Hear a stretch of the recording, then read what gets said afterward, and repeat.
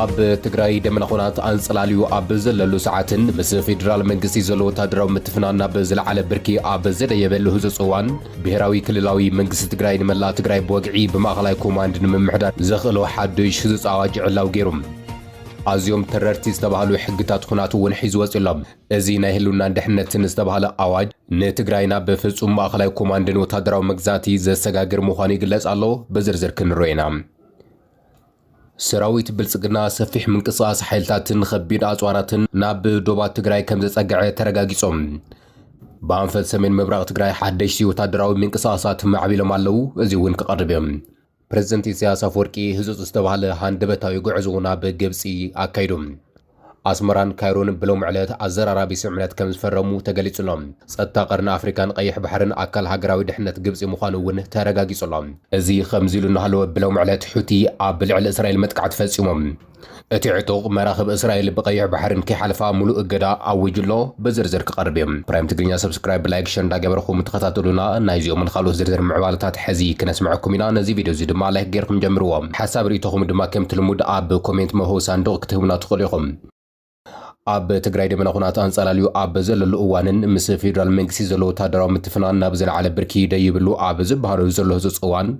መንግስቲ ትግራይ ንመላእ ትግራይ ብወግዒ ብማእኸላይ ኮማንድ ንምምሕዳር ዘኽእሎ ሓድሽ ህጹጽ ኣዋጅ ዕላው ገይሩ ብሔራዊ ክልላዊ መንግስቲ ትግራይ ኣብ ዘውፅኦ ህጹጽ ኣዋጅ ትግራይ ብወግዓዊ ብሴንትራል ኮማንድ ንምምሕዳር ዘኽእሎ ህጹጽ ኣዋጅ እዩ ኣውጅ ዘሎ። እዚ 6 ክፍልታትን 81 ዓንቀጻትን ዝሓዘ ህልውናን ድሕነት ህዝቢ ትግራይ ንምውሓስ ዝወፅእ ኣዋጅ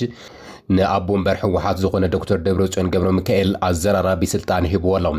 እዚ ኣዋጅ እዚ ወፍሪ ክተት መንእሰይ ጻውዒት ምግዳልን ኩለሜዳዊ ንኹናት ዝግበር ወፍሪ ንምፍጻም ዘኽእል ከም ዝኾነ እውን ተገሊጹሎም። ትግራይ ኣብ ተካይዶ መኸተ ከይጋደል ዝኣበየ ይኹን ዝሓበአ መኸተ ብዝተፈላለዩ መንገዲ ዝተዓናቐፈ ሓዊሱ ዝተፈላለዩ ዝርዝር ኣፈጻጽማ ማእሰርቲ ከም ዝኾነ እውን ተመልኪትና ኣለና። ብመሰረት እዚ ድማ ዶክተር ደብረጽዮን ገብረ ሚካኤል ኣብ ሰራዊት ዝተዋሃቦ ፍሉይ ስልጣን ክንነግረኩም ኢና። ክሳብ ሞት መቕጻዕቲ ዘውህብ ድንጋገታት እውን ተኻቲቱሎም ሚዳታት ውልቀን ናይ መንግስትን ብላዕለዋይ ኮይኑ ዝቋዓፀርን ፍቓድ ዝህብ ዝኾነ ዝምንጥል ኣካል እውን ተፈሊጡሎም። እቲ ኣዋጅ ክሳብ 5 ዓመታት እንድሕሪ ተመሊሱ ኣብ እዋን ኩናት ትግራይ ዝነበሩ ኩነታት ቅጽዓት ክዕርፍ ብዛዕባ ዝኽእለሉ መስርሕ ዝምልከት እውን ኣዘራራቢ ሕጊ ሒዙ እዩ ዘሎ።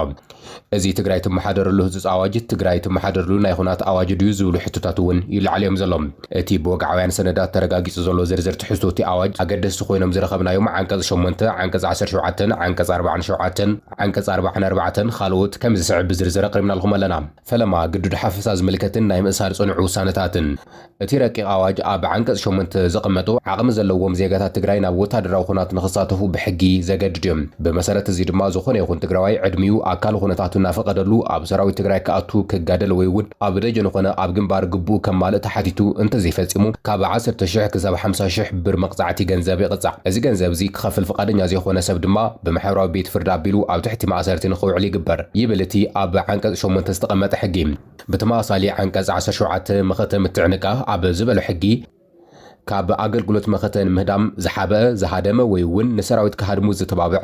ካብ 1 ዓመት ክሳብ 5 ዓመት ጽኑዕ ማእሰርቲ ይቕጻዕ ይብል። ዓንቀጽ 17.3 ኣመራርሓ ዘይምእዛዝ ዝኾነ ናይ ውድብ ኣመራርሓ ወይ እውን ናይ ምምሕዳር በዓል ስልጣን ጸላኢ ንምምካት ዝተዋሃቦ መምርሒ ዘይማልእ ወይ እውን ጸረ መኸተ ዝኾነ ስራሕ ዝፈጸመ ካብ 3 ዓመት ክሳብ 7 ዓመት ብጽኑዕ ማእሰርቲ ይቕጻዕ ይብል። ብተመሳሳሊ እውን ዓንቀጽ 17.4 ጸረ ሰራዊት ምንቅስቓስ ብዝብል ኣብ ዘስፈሮ ርእሲ ከምዚ ይብል። ኣብ ውሽጢ ትግራይ ይኹን ካብ ትግራይ ወጻኢ ኮይኑ ንሰራዊት ትግራይ ወይ እውን ነቲ ቃልሲ ዝጻባእ ዘጸልም ወይ እውን ንጸላእቲ ፋይናንሳዊ ሓገዝ ዝእክብ ዝኾነ ይኹን ሰብ ካብ 5 ዓመት ክሳብ 15 ዓመት ብጽኑዕ ማእሰርቲ ይቕጻዕ። ነዚ ዘሳልጡ ማዕኸላት ዜና ሚድያ ድማ ፍቓዶም ክሳብ ምምንጣል ክበጽሕ ከም ዝኽእል ዝደንግግ ሕጊ እዩ ወፂኡ ዘሎ። ዓንቀጽ 44 ምስ ጸላኢ ምትሕባር ናይ ሞት መቕጻዕትን እቲ ኣዋጅ ከም ዘመላኽቱ ኣብ ልዕሊ ሃገራዊ ሉዓላውነት ትግራይ ጥልመ ዝፈጸሙ ወገናት ዝለዓለ መቕጻዕቲ የቕሚጡ ዘሎ። ብመሰረት ዓንቀጽ 44 ድማ ምስ ጸላኢ ብፖለቲካ ብወታደራዊ ሎጂስቲክ ብሓበሬታ ምትሕላፍ ብፕሮፓጋንዳ ወይ እውን ብናይ ሓሶት ዜናታት ምትሕባር ካብ 15 ዓመት ክሳብ ዕድመ ሙሉእ ጽኑዕ ማእሰርቲ ወይ እውን ከቢድ እንተኾይኑ ብሞት መቕጻዕቲ ክቕጻዕ ከም ዝኽእል እዩ እቲ ድንጋገ ኣመላኺቱ ዘሎ። ብኻልእ ገጽ እቲ ናይ ማእኸላይ ኮማንድ ምልኻዊ ስልጣንን እገዳ መራኸብቲ ሓፋሽን እዚ ሓድሽ ወታደራዊ ኣዋጅ ንትግራይ ካብ ንቡር ህዝባዊ ምምሕዳር ወፂኣ ብወታደራዊ መግዛእቲ ሴንትራል ኮማንድ ሩል ጥራሕ ንኽትመሓደር ዝገብር ከም ዝኾነ ድማ ኣብቲ ኣዋጅ እዩ ተደንጊጉ ዘሎ። ነዚ ንምፍጻም ድማ ዶክተር ደብረጽዮን ገብረ ሚካኤል ፍሉይ ስልጣን ተዋሂብዎሎም። ብመሰረት እቲ ውሳነ ዶክተር ደብረጽዮን ገብረ ሚካኤል ባዕሉ ፕሬዝደንት ትግራይን ላዕለዋይ ኣዛዚ ሰራዊትን ኮይኑ ተሸይሙ ዘሎም ንኹሎም ናይ ውልቀን መንግስትን መራኸብቲ ሓፋሽ ብላዕለዋይ ክቋፀር ፍቃድ ክብን ክምንጥልን እዚ ማለት ድማ ካብ ሕዚ ንድሕሪት ነቲ ናይ ኮማንድ መምርሒ ዘይኽብሩ ናፃ ሚድያታት ሙሉእ ብሙሉእ ክዕፀው ከም ዝኾኑ እዩ ተገሊጹ ዘሎ እቲ ካብ ኩሉ ዘሸቕል ጉዳይ ዝተባሃለ ድማ ንድሕሪት ቅድሚ 5 ዓመት ተመሊሱ ተግባራዊ ዝኾን ናይ መቕፃዕቲ ውሳነታት ክመሓላለፉ ምዃኖም እዮም ካብ 2013 ዓ.ም ጀሚሩ ተመሊሱ ተግባራዊ ዝኸውን ዝተባሃለሉ እዚ ሕጊ እዚ ነቶም ኣብ 2013 ዓ.ም ጀሚሮም ምስ ጸላእቲ ትግራይ ዝተሓባበረ ዝኾነ ይኹን ትግራዋይ ክሳብ ሞት ዘቐፅዕ ውሳነ እዩ ዕላው ኮይኑ ዘሎ ነዚ ሓድሽ ሕጊ ኣመልኪቱ ብርክት ዝበሉ ርእቶታት ይወሃቡ እዮም ዘሎም ብወገን ሕወሓት እዚ ኣዋጅ እዚ ናይ ህልውናን ድሕነትን ኣዋጅ ዝበሃለሉ ዘሎ ኮይኑ ትግራይ ኣብ ትሕቲ ከቢድ ፀጥታዊ ሓደጋ ኣብ ዘላትሉ እዋን ህዝቢ ንምክልኻልን ላዕላውነት ትግራይ ንምዕቃብን ወታደራዊ ክተት ምእዋጃ ግዴታ ምዃኑ እዮም ዝገልጹ ዘሎም ንሳቶም ከም ዝገልጽዎ ንትግራይ ካብ ጥፍኣት ንምድሓን ኩሉ ዜጋ ክጋደል ከም ዘለዎ እዩ ዝገልጹ ዘሎም بخالق نزيه زعواج زقوم زلو أكلات دمام نتجرينا بفصل ملخونة توتاليتاريان ديكتاتورشيب زسجاجر مخانيم زقل زلام أتي حقين توم نخوناتين سلفن زبل مناسب بحقين مكتال المغزعين خمون نخلون تقوم تحلتات سرهلونا تجري بمبال كساموت فردين مهابز تدلوه وتدروا سنة كم زخون أيو زقل زلام حق أراويتيو وين نابل ويم زركبهم أتي أب بريتوريا استفر منا سلام سمعنات ملو بملو فشلو تجري وين كاب بوليتيكا مواغر وزيانا بفصل وتدروا مجزاتي ناتوت كم زخون الزرقاق سمع بالك كم زخون أيو زقل زلام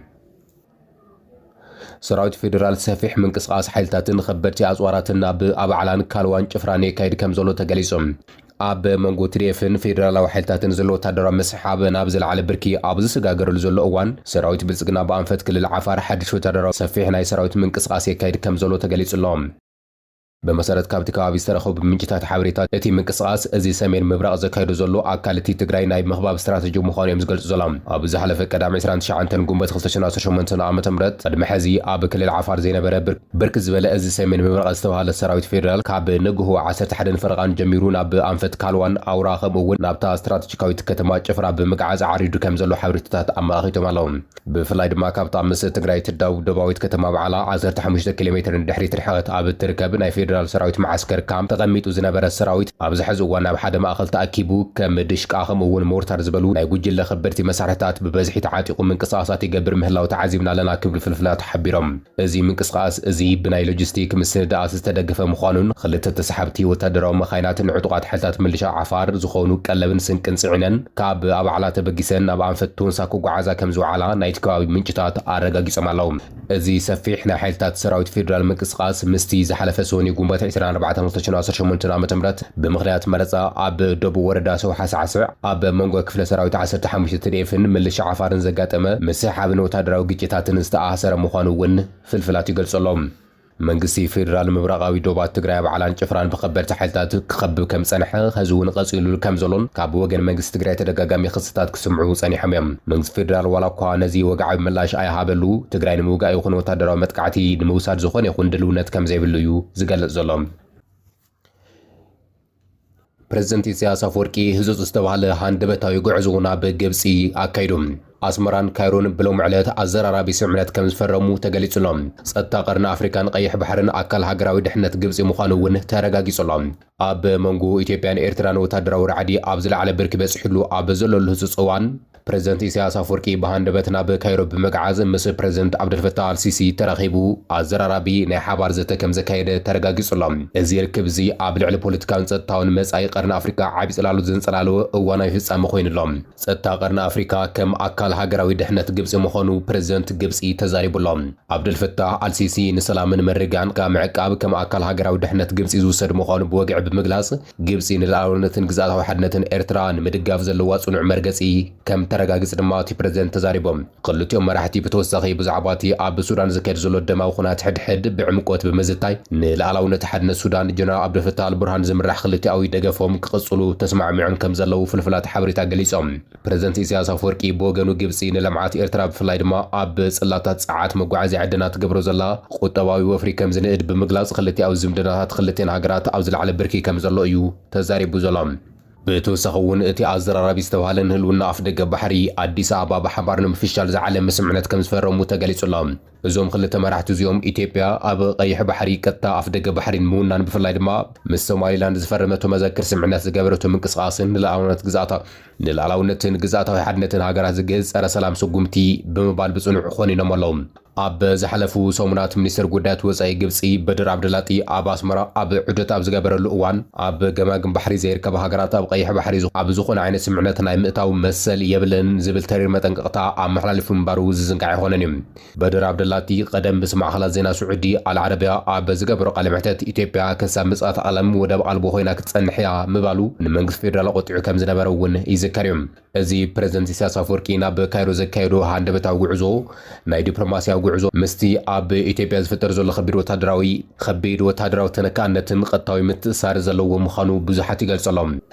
እዚ ርክብ ዝካየድ ዘሎ ትግራይ ብሎም ዕለት ማእኸላይ ኮማንድ ኣጣይሻ ናብ ኩናት ከተምርሕ ምዃና ብዕሊ ኣብ ዝግለጸሉ ዘሎ እዋንን ዕሞራን ምቁፅጻር ድማ ምስ ሓይልታት ኤርትራ ሱዳንን ኣርሚ ሰምዓ ከምኡውን ዕጡቓት ፋኖ ብምዃን ጽምዶ ከም ዝፈጠረት ወግዓዊ ጸብጻባት ኣብ ዘረጋግጽሉ ዘሎ እዋን እዩ።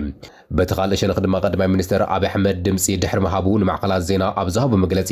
ታሪካውያን ጸላእቲ ኢትዮጵያ ኢሉ ጽዋዕን ሓይልታት ሰላማዊ መረፃ ንከይካየድ ጸባእቲ ሓይልታት ኣዋፊሮም እዮም ክብል ክኸስስ ጸኒሑ እዩ። ፕሬዝደንት ኢሳያስ ኣፈወርቂ ኣብ ዝሕዚ እዋን ናብ ካይሮ መብጽሑ ድማ ነቲ ኣብይ ኣሕመድ ታሪካዊ ጸላኢና ዝበሎ መንግስቲ ግብጺ ጥቡቕ ወታደራዊ ዲፕሎማስያዊ ኺዳን ብምፍራም ንስርዓት ብልጽግና ኣብ ኣፍደገ ከቢድ ናይ ፖለቲካን ወታደራውን ተነጽሎ ከም ዘእተውዎ ዘረጋግጽ ኮይኑሎም። ዕጡቃት ሑቲ መራኸብ እስራኤል ብቀይሕ ባሕርን ከይሓልፋ ምሉእ እገዳ ኣውጆም። እቶም ዕጡቃት ኣብ ልዕሊ እስራኤል መጥቃዕቲ ከም ዝፈጸሙ እውን ገሊጾም ኣሎም። ኣብ የመን ዝንቀሳቐሱ ዕጡቃት ሑቲ ኣብ ማእኸላይ እስራኤል ጃፋ ኣብ ዝርከቡ ወሰንቲ ዕላማታት መጥቃዕቲ ከም ዝፈጸሙን ሓላፍነት ከም ዝወስዱን ኣፍሊጦም።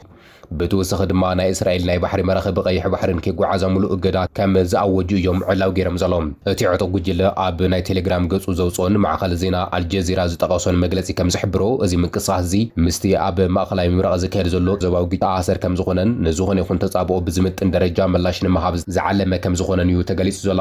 እስራኤል በቲ ኣብ ቤይሩት ትፍጽሞ ዘላ ከቢድ መጥቃዕቲ ኢራን እውን ተመሳሳሊ ሚሳኤል ወንጭፋ ከም ዝነበረ ዝግለጽ ኮይኑ ንስዒቡ ድማ ዕጡቃት ሑቲ ናብ እስራኤል ወንጭፎም ከም ዘለዉ ተገሊጹ ዘሎ። እቶም ዕጡቃት ናብ እስራኤል ከተማ ያፋ ሚሳኤል ምውንጫፎም ስዒቡ ከምዚ ክብሉ ገሊጾም ኣሎም። ኣብ ልዕሊ ህዝብናን ኣብ ልዕሊ እቶም ኣብ ፍልስጤማውያን ጋዛ፣ ኢራን፣ ሊባኖስ ከምኡውን ኢራቅ ዘለዉ ናይ ናጽነት ቃልስቲ ዝተገበረ ዘይፍትሓዊ ከበባ እናርአና ዳውና ጣሚርና ኣይንቕመጥን ኢና ክብሉ ገሊጾም ኣሎም። ካብ ጥቅምቲ 2023 ጀሚሩ እስራኤል ኣብ ጋዛ ኩናት ድሕሪ ምእዋጃ ናብዚ ዞባዊ ግጭት ዝኣትወን ምስ ኢራን ጥቡቕ ምሕዝነት ዘለዎም ዕጡቃት ሑቲ የመን ካብቲ እዋን ጀሚሩ ናብ እስራኤል ተኸታተልቲ ናይ ሚሳኤልን ድሮንን መጥቃዕታት ክካየዱ ከም ዝጸንሑ ይፍለጥ እዮም። ብፍላይ ድማ ብቀይሕ ባሕሪ ዝሓልፋ ምስ እስራኤል ምትእስሳር ዘለዎ ናይ ንግዲ መራኸቢ ዕላማ ክገብር ከም ዝጸንሐ እውን ይግለጽ እዮም። እዚ ዕጡቕ ጉጅለ ነዞም መጥቃዕታት እዚኦም እስራኤል ኣብ ጋዛ ተካይዱ ዘላ ዓናዊ ኩናት ብምኹናን ምስ ፍልስጤማውያን ዘለዎም ሓበራዊ ደገፍ ንምግላጽ ዝተገብረ ምንቅስቓስ ከም ዝኾነ ብተደጋጋሚ ክገልጹ ጸኒሖም እዮም። ክሳብ ሕዚ ዕላማ ካብ ዝተገበሩ ቦታታት ድማ ኣብ ደቡባዊ እስራኤል ትርከብ ከተማ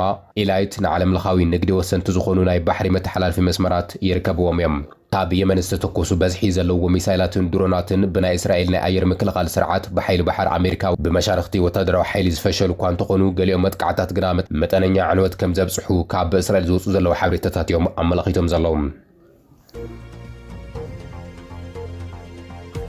ክብራትን ክብራንን ሎሚ ናበኹም ዘዋድ ናይ መገደሲ ምዕባልታት ነዚኦም ይመስሉ ነይሮም። ሓቢርኩምና ስለ ጸናሕኹም ኣዝና ነመስግን። ቻናልና ሰብስክራይብ እንዳገበርኩም ተኸታተሉና።